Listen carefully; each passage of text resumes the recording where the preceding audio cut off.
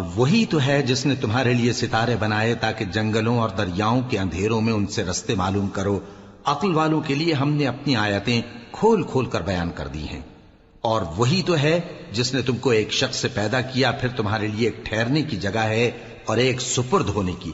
سمجھنے والوں کے لیے ہم نے اپنی آیتیں کھول کھول کر بیان کر دی ہیں.